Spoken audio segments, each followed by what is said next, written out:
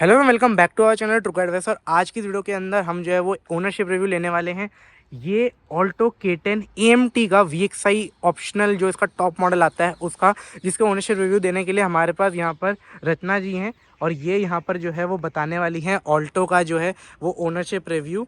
और सबसे पहले आप ये बताइए कि आपने ये गाड़ी कब ली थी? ये अभी मैंने गाड़ी ली है, पिछले महीने ली है ये वाला गाड़ी से। और सबसे पहले आप मुझे ये बताइए कि सारी गाड़ी छोड़ के आपने ये क्यों ली थी?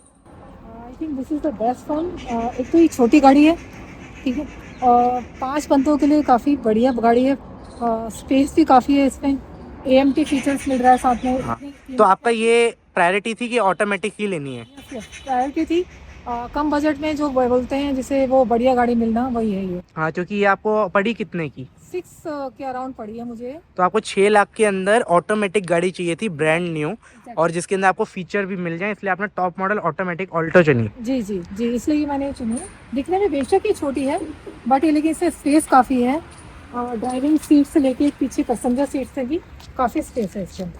हाँ, जैसे इसके अंदर आप एक बार बैठ के दिखाइएगा आप किस तरीके से जैसे बैठते हैं उस हिसाब से स्पेस। यहाँ पे काफ़ी स्पेस मिलता है ड्राइविंग सीट पे। गाड़ी आगे पीछे ये हम अपनी सीट आगे पीछे कर सकते हैं, एडजस्ट। अब जैसे आप ऐसे बैठते हैं तो पीछे यहाँ पर जो है वो इतना कुछ स्पेस है, जो कि मेरा से एनफ है एक छोटी फैमिली के लिए। इसके अलावा जो है वो अब हम शुरू करते हैं इसका ओनरशिप रिव्यू ड्राइविंग से। तो लीजिए चाबी और यहाँ पर चलाइए गाड़ी।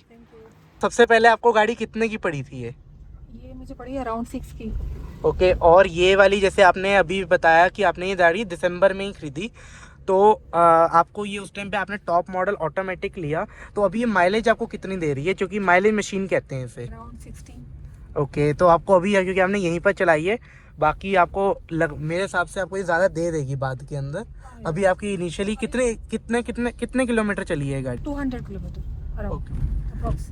ओके, आपकी 200 किलोमीटर चली है। बहुत इनिशियल ओनरशिप ये मैं इसलिए बना रहा हूँ कि किसी मेरी भाई को ये हो कि ऑल्टो के ऊपर थोड़ा सा जानना हो, इसलिए मैं ये वाला बना रहा हूँ। बाकी तो अभी ये इनिशियल ही एक ओनरशिप है। बाकी आपको इसके जो ड्राइविंग के बारे में, स्टीयरिंग व्हील का कैसा रिस्पॉन्स लगता है? स्टीयरिंग व्हील बहुत अच्छा है इसका।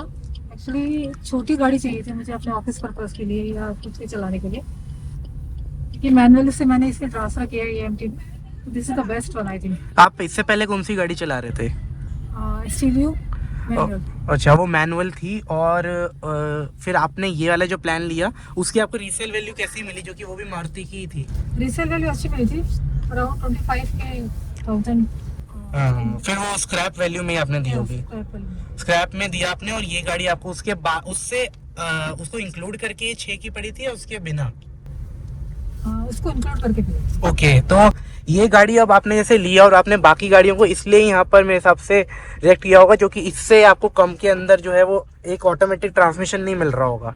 हाँ एग्जैक्टली, AMT का अपना फायदा है, गियर का इशू नहीं है कुछ। क्योंकि जैसे अभी हम दिल्ली में, आपने दिल्ली के अंदर गाड़ी चलानी है, तो आप मेरे हिसाब से आपने स्पेशली वहीं के लिए लिया होगा, क्योंकि दिल्ली में आपसे चढ़ान और उस सब के ऊपर दिक्कत आती होगी मैनुअल में।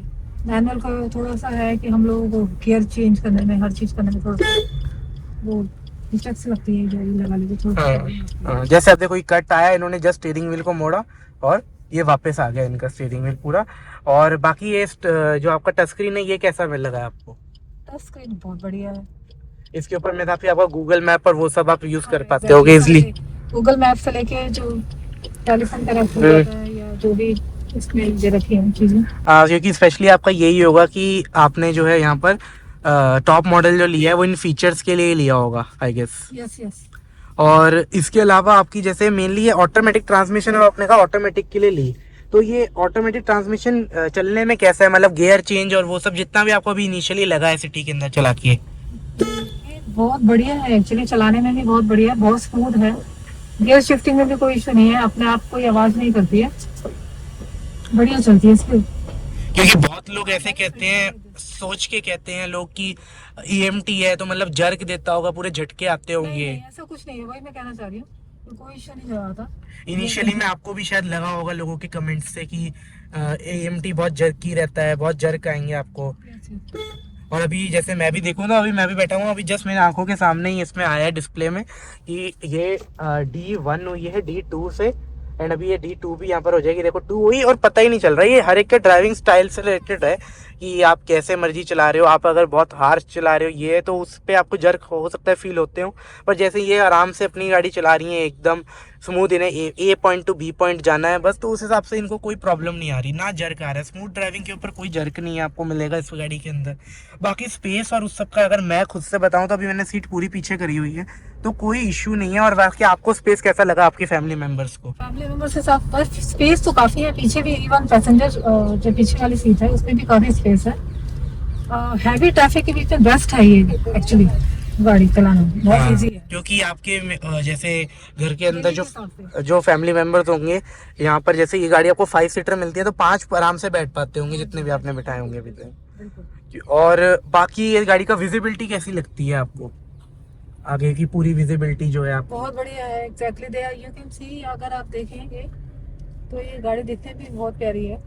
और सबसे बड़ी इसी चीज, है, और बहुत अच्छी तरीके से मैनेज हो जाती है कहीं भी निकालने से लेके ट्रैफिक के बीच में। आपको सबसे इजी इस गाड़ी के अंदर यही लगता होगा कि आपको आगे कुछ ऐसे नहीं देखना पड़ता होगा जैसे हम लोगों को हाँ जी, ब्रेजा और हाँ, सब में हाँ, देखना पड़ता है कि जी, आगे जी। कुछ बोनेट के आगे कुछ है तो नहीं, क्योंकि इसमें आपको जस्ट यहीं पर बोनेट आपको इसका मिल रहा है आगे की तरफ। तो छोटी गाड़ी का भाई यही एक फायदा ज्यादा आपको अच्छा मिलता है कि आपको कोई भी यहाँ पर करना नहीं पड़ता है ऐसा कुछ कि बाइक निकलेगी नहीं निकलेगी, आराम से निकलती है।